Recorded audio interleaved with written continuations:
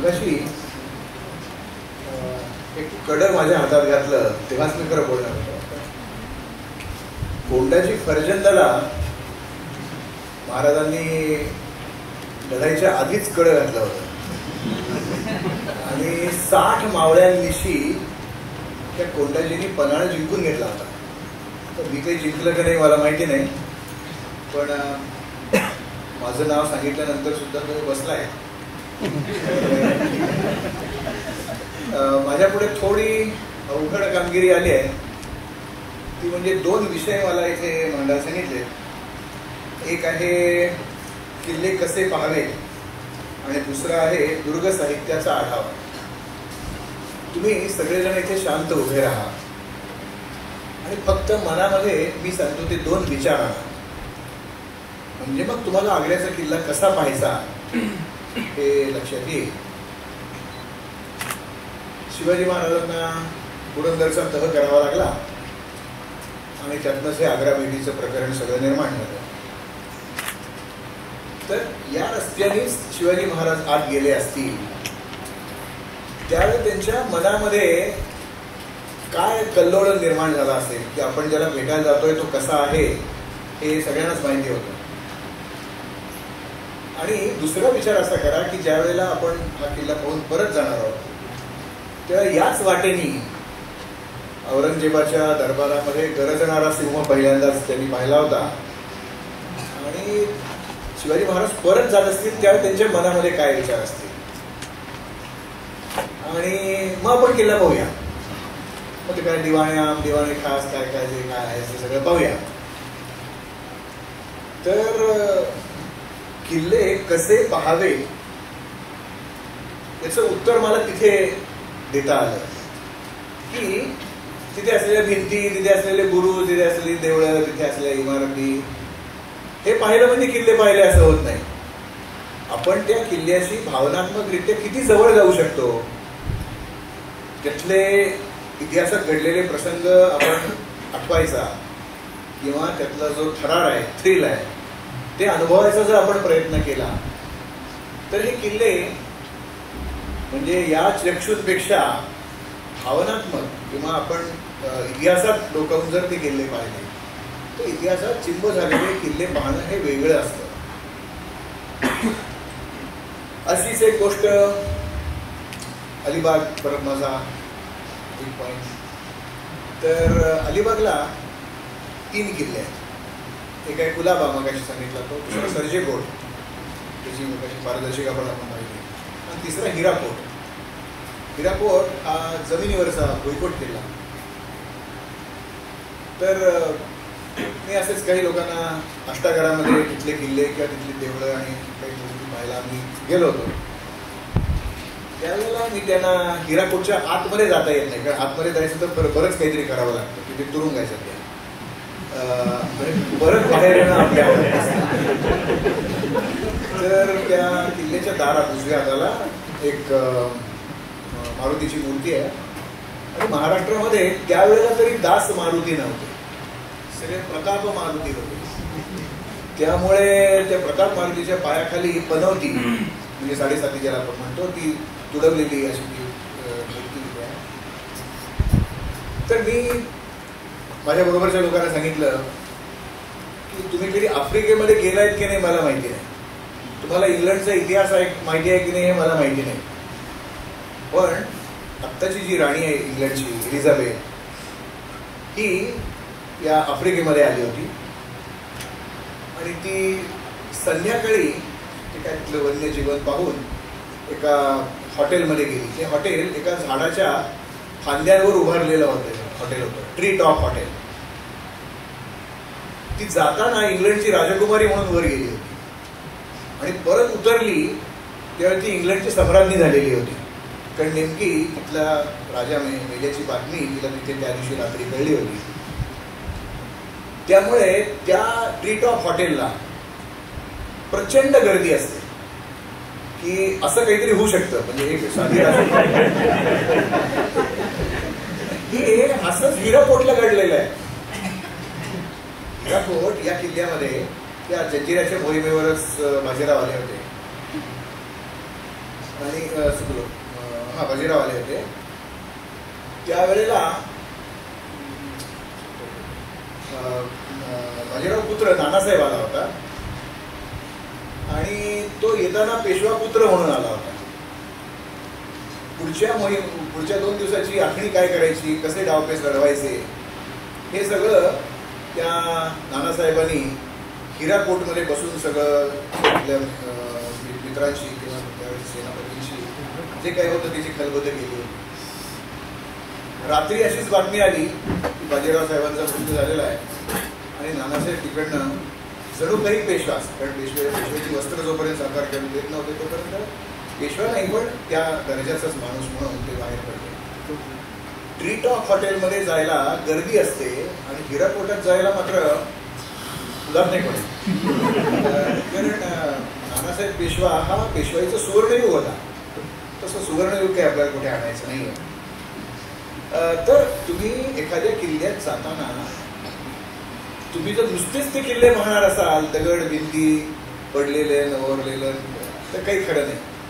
तर किल्ले कसे पाहावे हे त्याच्याशी समरस होऊन पाहायचा जर प्रयत्न केला तर किल्ले आपल्याला चांगले बघता येतात, ते नीट समजतात. म्हणजे मी तर नेहमी म्हणतो की किल्ल्यावरचा दगड आपल्याशी बोलायला लागतो. किल्ल्यावरचा, कॉलेजमधला नाही, कॉलेज अशी दगडी इमारत आहे म्हणून म्हटलं. तर किल्ले कशासाठी पाहावे याच्याबरोबर किल्ले केव्हा पाहावे हेही खूप महत्वाचं आहे. तुम्हाला जर कधी नळदुर्ग पाहायचा असेल आणि तुम्ही या दिवसात गेलात तर काही खरं नाही, पण ऑगस्टमध्ये ज्यावेळेला भरपूर पाऊस पडतो त्यावेळेला जर गेलात तर ते जलमहालातून ते 2 मोठे धबधबे, मोठे झोत बाहेर पडतात. त्यावेळेला तो किल्ला पाहणं हे एक वेगळी अनुभूती देणार आहे. मी घेतलाय तो अनुभव. तर त्या प्राचीन किंवा ऐतिहासिक वास्तूतून पडणारे ते धबधबे म्हणजे प्रत्यक्षात तिथे ते आउटलेट्स आहेत त्या बोरी नदीच्या काठातले, पण हे पाहणं खूप खूप गमतीशीर असतं. लोहगड म्हणजे जवळचा किल्ला आहे, रस्त्याने जाता येतं, रेल्वेने जाता येतं. अनेक वेळेला मी लोहगडला गेलो. लोहगडला तुम्ही जर कधी गेलात तर दिसणारा लोहगड, आणि भर पावसाळ्यात तुम्ही जर गेलात लोहगड, आता लोहगडला वरपर्यंत रस्ता झालेला आहे, तर तिथे ते त्र्यंबकेश्वर महादेवाचं मंदिर आहे आणि हा प्रवेशद्वार, याच्यामध्ये डाव्या बाजूला असा तुटलेला कडा आहे आणि लोहगडावर पडलेलं पाणी त्या एका ओवळा वाटे तिथपर्यंत येतं ते खाली पडतं, पण ते खाली जातच नाही. तिथे वारा एवढा प्रचंड असतो की ते सगळं पाणी परत उलटं फिरतं आणि आपल्यावर वरनं पाऊस आणि खालनं पाऊस, असा दुहेरी पावसाचा अनुभव आपल्याला घेता येतो. त्या किल्ल्यांची ही अशी जी काही वैशिष्ट्ये आहेत ती तुम्ही ध्यानात घेऊन जर किल्ले कधी पाहायला गेला तर खूप खूप वेगळी मिती आपल्या हिंडण्याला येते. किल्ला पाहायचा म्हणजे नेमकं काय करायचं हा एक प्रश्न बऱ्याच लोकांना सतावत असतो. तर आमच्या बॉटनीच्या भाषेमध्ये बोलायचं झालं तर किल्ल्याची मॉर्फॉलॉजी म्हणजे किल्ल्याचं बाह्य रूप हे जर आपण पाहायचा प्रयत्न केला तर त्यातनं बऱ्याच गोष्टी आपल्याला आपोआप कळायला लागतात. एकदा तो आडाखा आपल्या लक्षात आला, आपल्याला काय बघायचं हे लक्षात आलं आणि मग ते तिथे आहे म्हणजे हे असं आहे असं आपल्याला ते समीकरण मांडता येतं. उदाहरणार्थ जर एखाद्या किल्ल्याला भेटायला आपण गेलो तर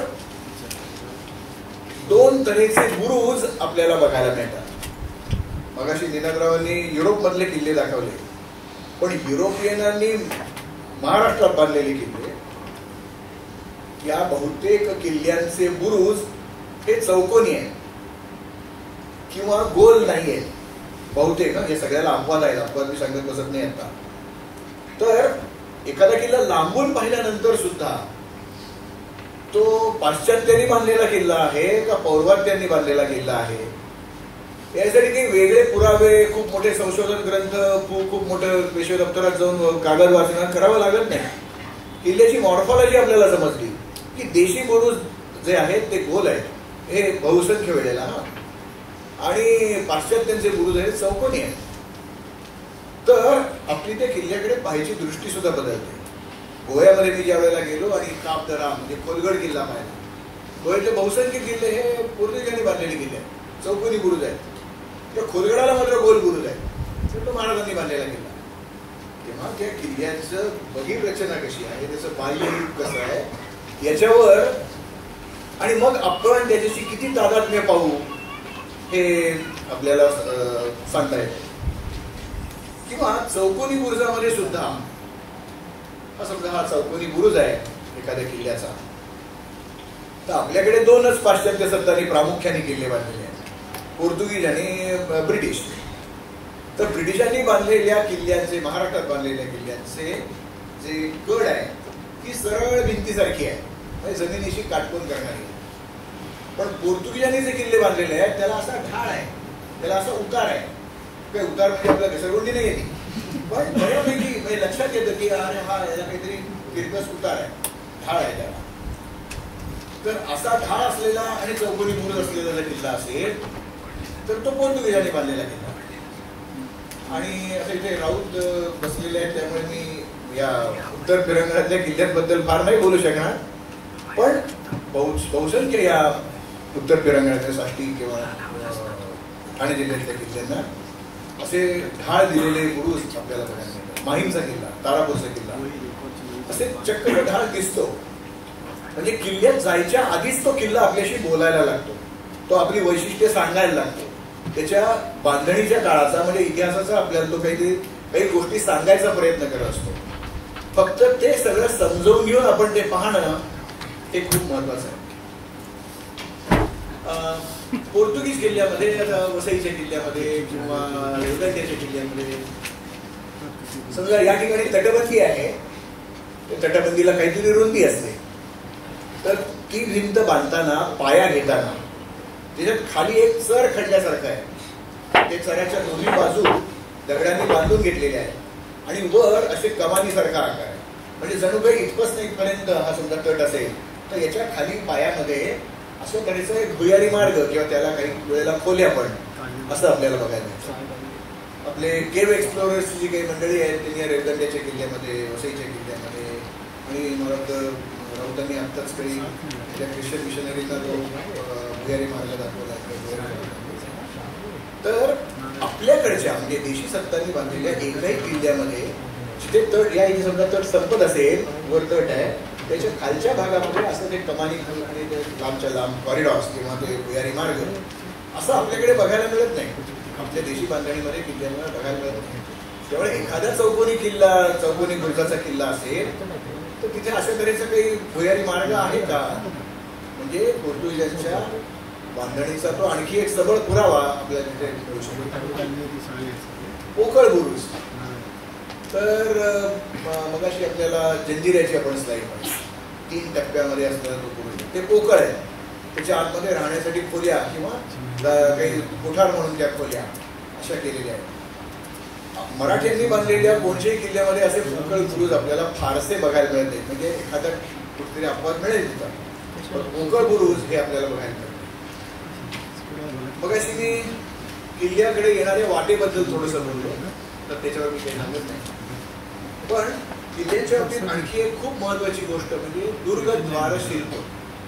किल्ल्यांच्या दारावर काही कोरलेल्या आकृती. आता मी गेल्याच आठवड्यात हे दमण ते घोडबंदर काय 10-12 किल्ले आहेत ते मी पाहिले. तेव्हा माझ्या असं लक्षात आलं, या बहुसंख्य किल्ल्यांच्या दरवाजाच्या माथ्यावर किंवा दरवाजाच्या आसपास काही पोर्तुगीज राजचिन्ह आहेत. अशी राजचिन्ह रेवदंड्याच्या किल्ल्यावर आहेत, कोर्लईच्या किल्ल्यावर, हे सगळे पोर्तुगीज किल्ले आहेत.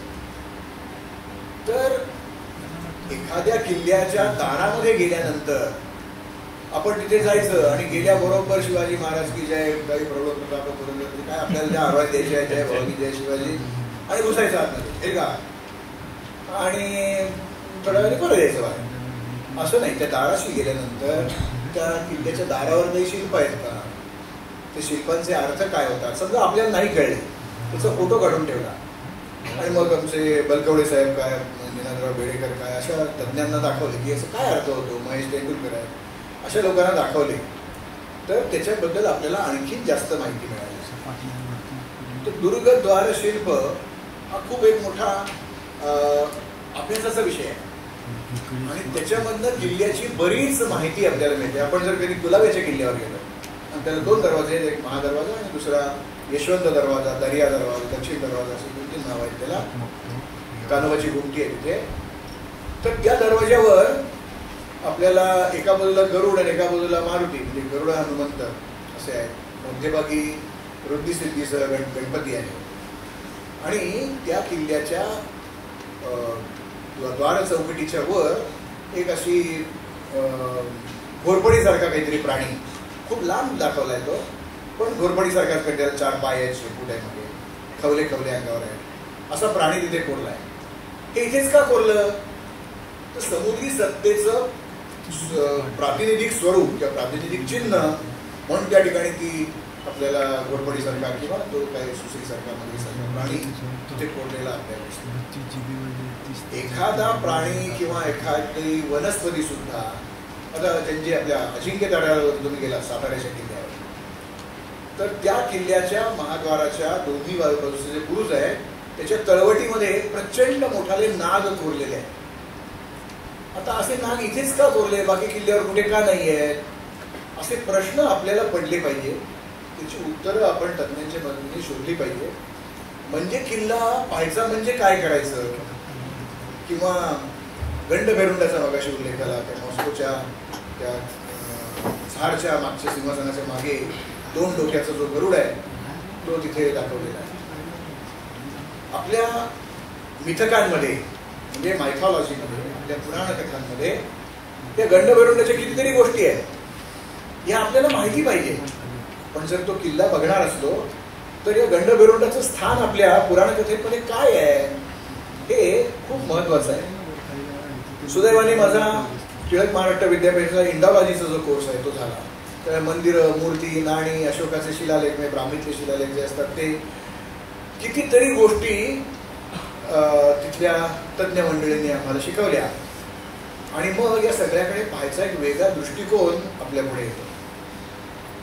तुम्ही जर कधी परंड्याच्या किल्ल्यामध्ये किंवा परांड्याच्या किल्ल्यामध्ये गेलात तर तिथे एक तळघरासारखा भाग आहे आणि त्याच्यामध्ये एक 6 हाताचा नृत्य गणेश तिथे जरा तुटलेला आहे बघणं आहे, तो तिथे ठेवलेला आहे. ज्ञानेश्वरीमध्ये या गणपतीचं, या 6 हाताच्या गणपतीचं एक वर्णन आहे. ते वर्णन तो परंड्याचा गणपती पाहूनच केलंय की काय असं वाटावं इतका तो तसाच गणपती आहे. म्हणजे एखाद्या किल्ल्यावर आपल्याला भग्न मूर्ती दिसल्या तर त्यांचा आपल्या पुराण कथाशी किंवा एकंदर इतिहासाशी काही संबंध आहे का हे आपण जाणून घ्यायला पाहिजे. कंधारच्या किल्ल्याची जीबी ही अप्रतिम आहे. महाराष्ट्रातल्या भूपोटामधल्या किंवा त्याच्याभोवती खंदक आहे, तो खंदकात पाणी नाही आता, पण मागे मी गेलो तेव्हा 2 वेळा गेलो तेव्हा पाणी होतं. तिथे जी मगाशी विनोदरावांनी त्या मूर्तीचा उल्लेख केला, तिथे एका अवाढव्य मूर्तीचे काही भग्नावशेष ठेवलेले आहेत. क्षेत्रपाल असं त्याला म्हणतात. असं आडवं पाऊल ठेवलेलं आहे, म्हणजे हा पोटरीचा भाग जमिनीला टेकवलेला आणि पाऊल तळपाय असा उभा असं ते पाऊल 2 पावलं आहेत तिथे. त्या पावलाच्या समोर आपण जर उभे राहिलो तर आपल्या उंचीपेक्षा ते जास्त आहे. त्याचा नुसता पायाचा जो अंगठा आहे आणि त्याचं नख आहे ते 1 फुटापेक्षा जास्त उंच आहे.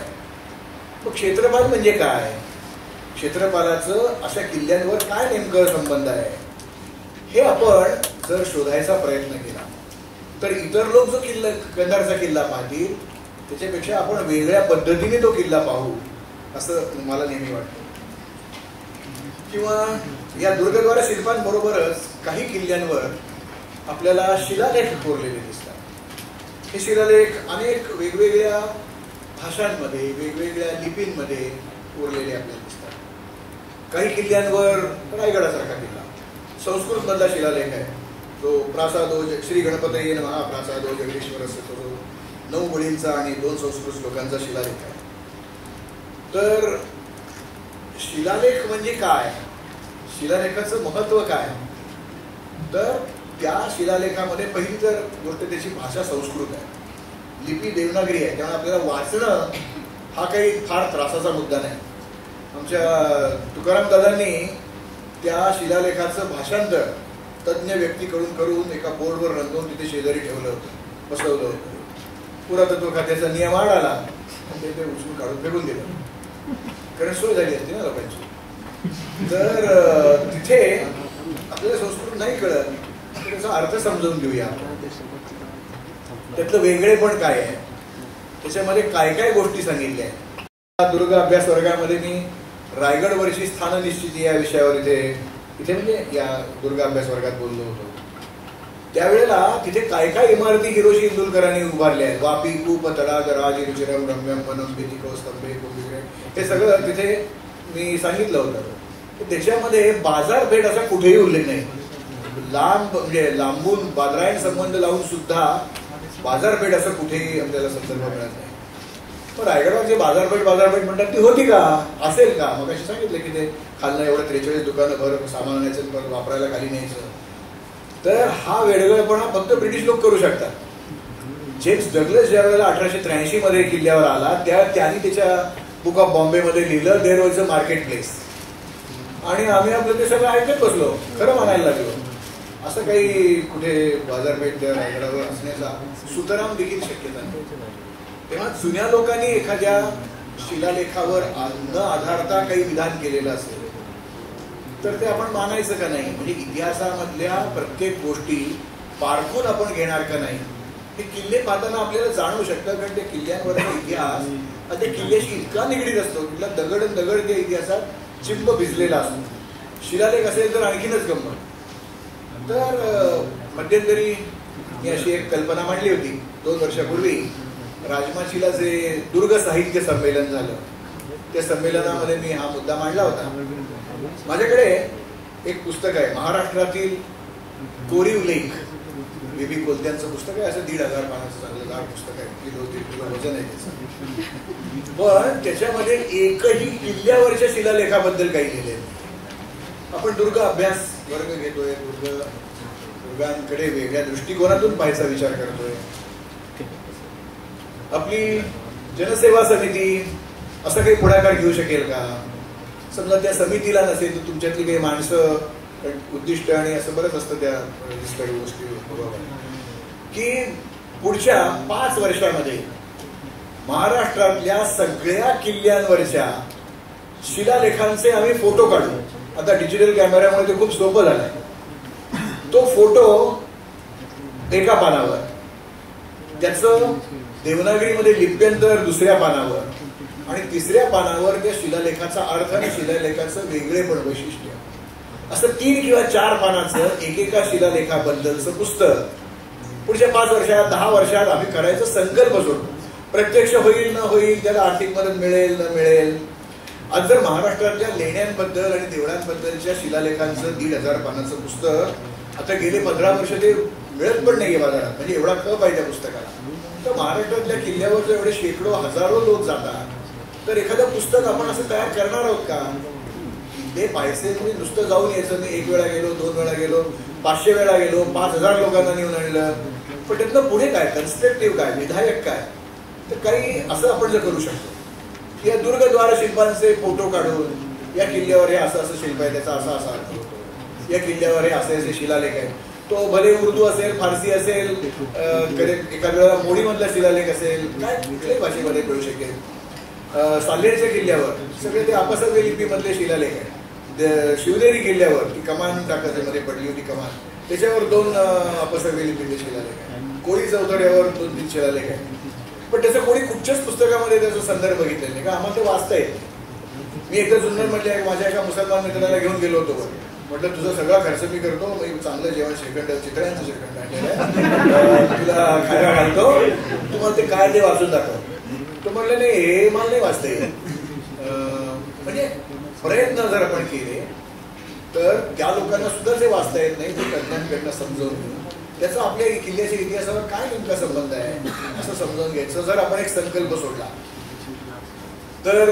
आणि मुंबईकरांना काही अशक्य नाहीये बरं का. तर तुम्ही जर असं काही केलं तर आता माझी जी पिढी आहे किल्ले पाहणारी, आता आम्ही 60च्या पुढे गेलो तर आणखी काय काय 5-10 वर्षामध्ये आम्ही 70च्याही पुढे जाऊ. तर आता करायचे ते तुम्ही लोकांनी करायचंय. तर तुम्ही असा काही संकल्प करा मनाशी, एखाद्या संस्थेचं सहकार्य घ्या, आणि असं शिलालेखांचं एकत्रित असं काही जर करता आलं तर तसं काही नाहीये आज. तर तसं काहीतरी निर्माण करायचं असं ध्येय ठेवून तुम्ही जर काही प्रगती केली त्याला महत्व प्रचंड आहे. किल्ले कुठे बांधायचे, कुठे आपल्या मनाला आलं तिथे कुठेतरी ससा पळतोय, उंदीर माने काय कुत्रा मागे लागलाय म्हणून किल्ला बांधला, असे काही कथा असतात नगरच्या किल्ल्यामध्ये सांगितले. तर तसं काही नाही. त्याची स्ट्रॅटेजिकल जागा जे भूसामरिक महत्व आहे ते अत्यंत विशिष्ट जागा आहे ती, त्यामुळे त्या ठिकाणी किल्ला बांधला गेला. तर अशा किल्ल्यांच्या बाबतीत आपल्याला या दंतकथा, मग अशी बलकवडे साहेबांनी उल्लेख केला होता, दंतकथा गोळा करायच्या. तर जो माणूस ज्या भागात खूप वेळा जातो त्याला या दंतकथा मिळू शकतात. नुसतं एका किल्ल्यावर जाऊन आलं तर आपल्याला नाही कळत. या दंतकथांचा आपण संग्रह केला. तर शांताराम विष्णू आवळसकरांनी आणि स.आ. जोगळेकरांनी अशा काही ऐतिहासिक दंतकथा गोळा करून त्या छापलेल्या होत्या. पण त्याच्यापेक्षा कितीतरी कथा आपल्याला ऐकायला मिळतात. आपला हर्षगड जो आहे, हर्षगड म्हणजे हरिहर नाशिक, तिथे एका काय म्हणायचं त्याला आधार नाही, कागदोपत्री आधार नाही, अशी एक कथा सांगितली आहे. किल्ला जिंकायला मोगल आले होते, किल्ल्याला वेढा घातला होता, किल्ल्यावर काही शिल्लक नव्हतं, काय थोडेफार दिवस त्यांनी नंतर तो किल्ला देऊन टाकायचा असं ठरलं.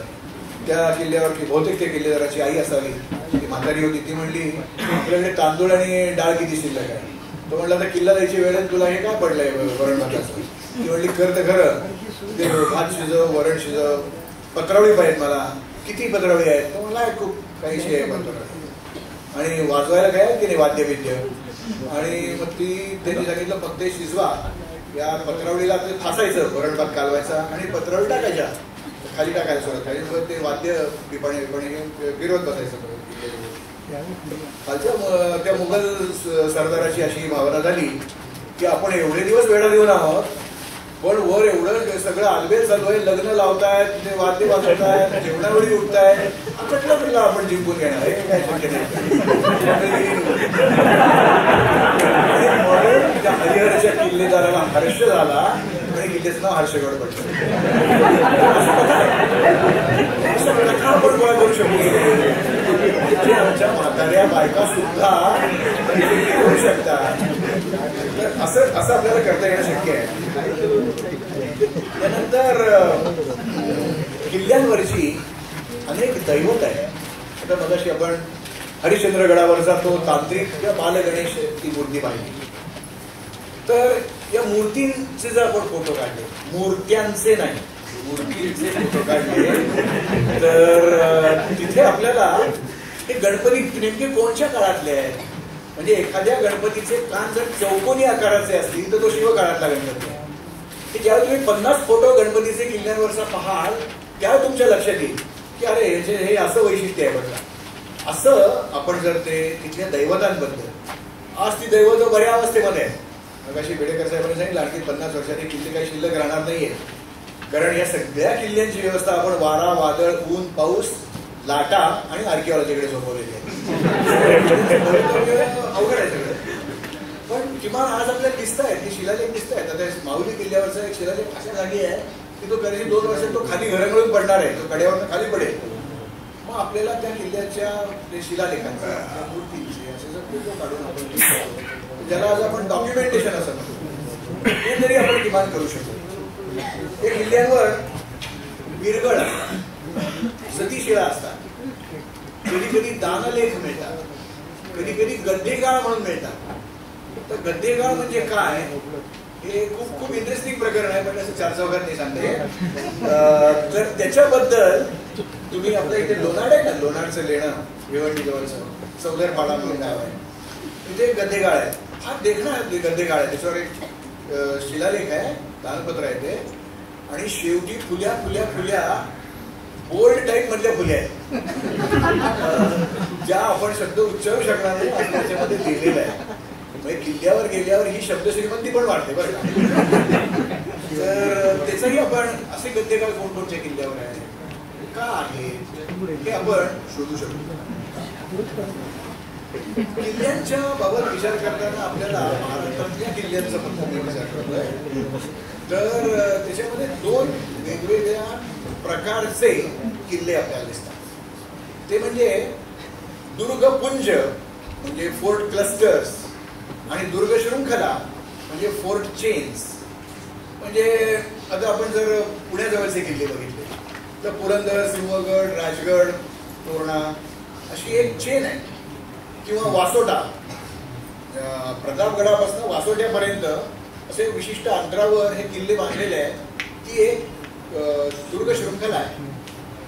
फक्त रायगडचा विचार केला तर रायगड मध्यभागी जर धरला तर एका बाजूला कांगोरी म्हणजे मंगळगड आहे, ढवळगड म्हणजे चंद्रगड आहे, त्यानंतर महेंद्रगड किंवा चांभारगड ज्याला म्हणतात तो आहे, सोनगड आहे, त्या राजापूरचे इंग्रज सैनिक तिथे आपण इंग्रज मंडळी तिथे कैदेत टाकलेली होती.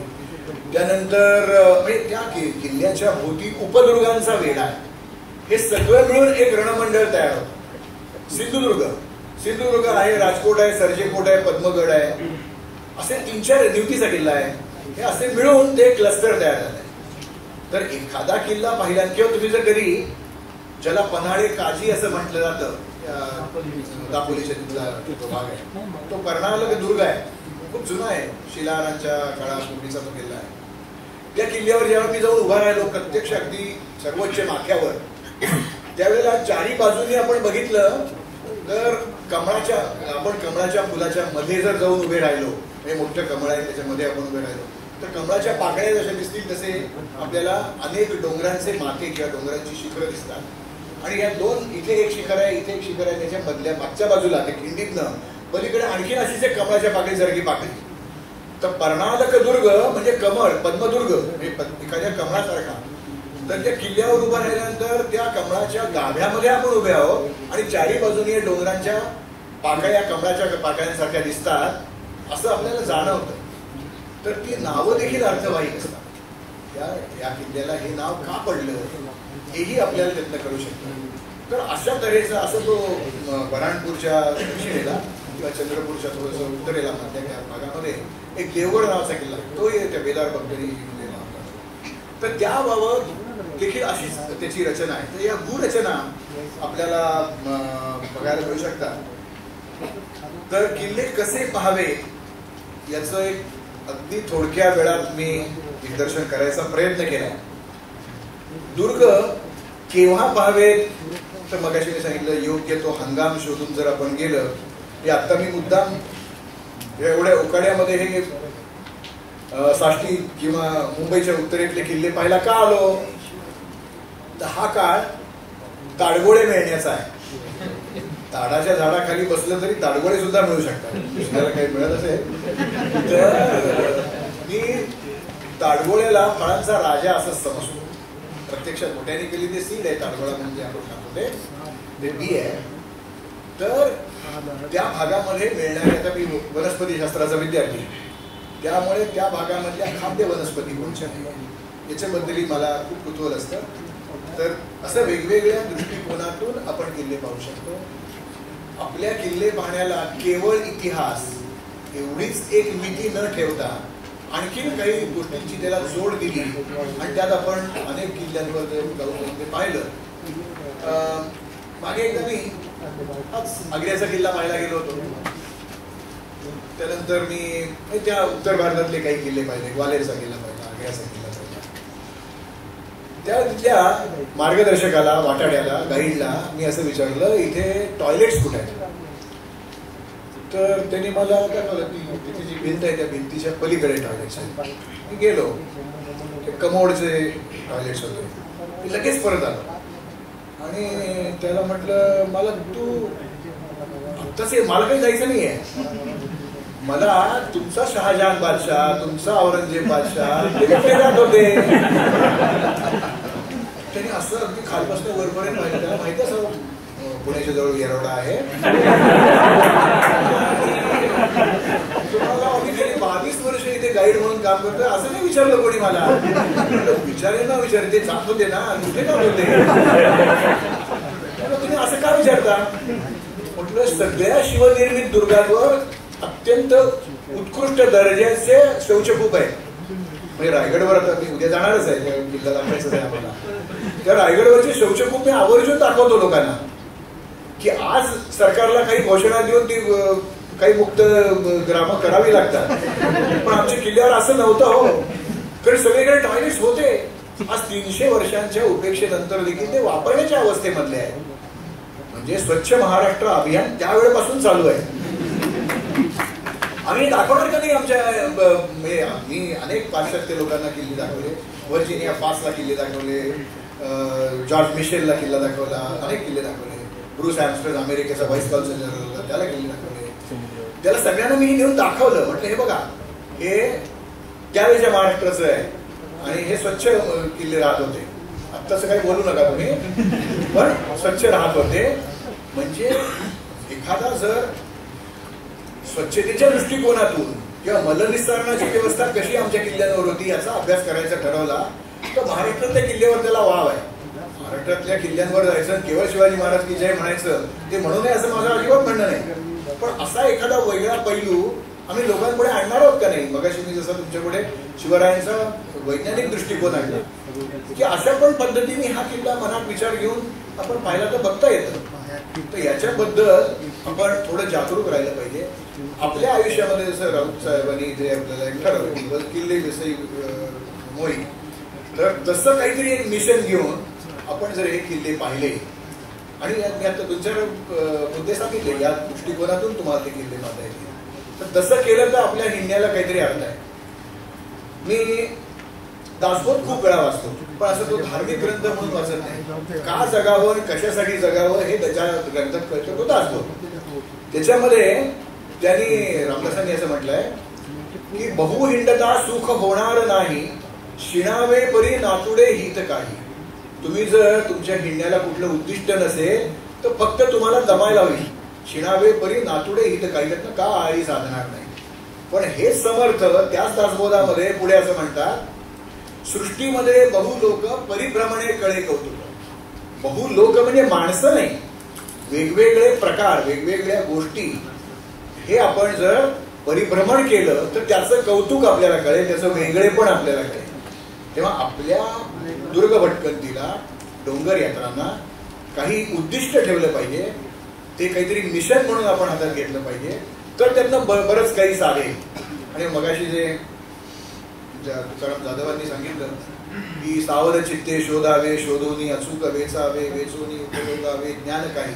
तर हे जे आपल्याला ज्ञानकण मिळाले ते अशा ठिकाणी जर मांडता आले तर लोकांच्या हिंडण्याला पण एक वेगळी मिती येईल असं मला वाटतं. ऐतिहासिक संदर्भांचा अभ्यास करून लिहिलेली आमची पुस्तके ऑनलाईन तसेच मुंबई आणि पुण्यातील प्रमुख पुस्तक विक्रेत्यांकडे उपलब्ध आहेत. आमच्या चॅनलला आपण सबस्क्राईब केलेले असल्यास चॅनलच्या नावाशेजारी असणाऱ्या बेल आयकॉनवरती टॅप करून नवीन येणाऱ्या व्हिडिओबद्दल त्वरित नोटिफिकेशन्स मिळवा.